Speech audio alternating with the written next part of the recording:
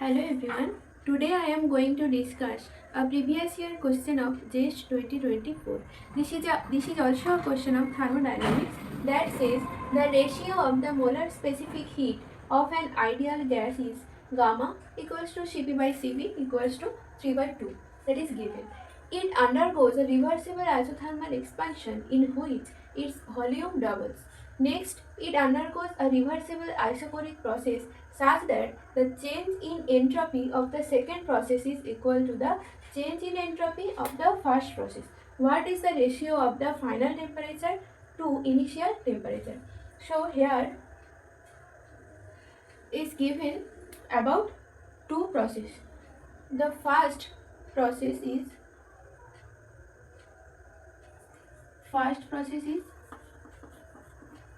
for first case it is isothermal expansion. Okay, isothermal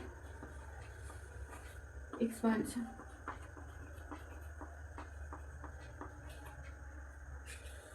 And the second case is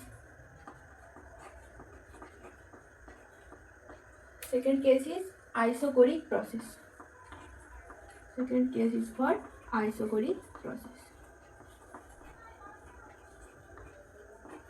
So here are two processes where the system undergoes. Okay. Now it is given that gamma equals to Cp by Cv equals to 3 by 2. From here Cp minus Cv by Cv, so 3 minus 2 by 2. We can write this, and Cv will be 2R. We know that Cp minus Cv is R. Okay, so our Cv is 2R. Now we have to calculate the change in entropy for two processes, as the change in entropy for first process is equal to the change in entropy in second process.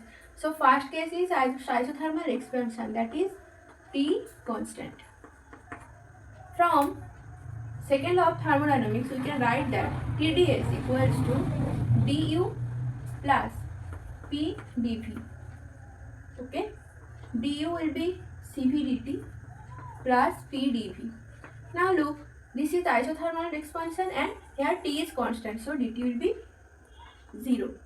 Now ds will be P dV by T. Here T is constant.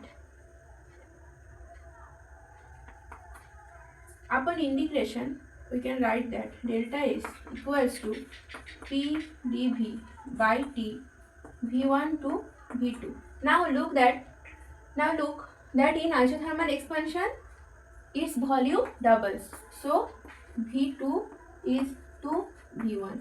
Okay, now it is for ideal gas. Ideal gas equation, we all know that PV equals to nRT, where P is the pressure, V is the volume, N number of mole, and R is universal gas constant, and T is the temperature. From here we can put the value of P, so it will give RT by T nRT by V, so dV by V, V1 to V2. It will give nR ln V, and upon putting the limit it will give ln 2, as our V2 by V1 is 2. Our V2 by V1 is 2. Okay, so for first case delta S1 is nR ln 2. Okay, now come to the second case, that is isochoric process. So V is constant. Okay, we again put second law of thermodynamics, TdS equals to du plus P dV. Here V is constant, so P dV will be 0, and du will be Cv dt, and we calculate the value of Cv 2R. So from here delta S2 will be, upon integration, Cv dt by T, T1 to T2. Okay, where T1 is the initial temperature and T2 is the final temperature, as it is isochloric process. Put the value of Cv, that is 2R ln T2 by T1. Cp minus Cv for n mole will be nR. So we can write 2 nR. Okay. Here also 2 nR.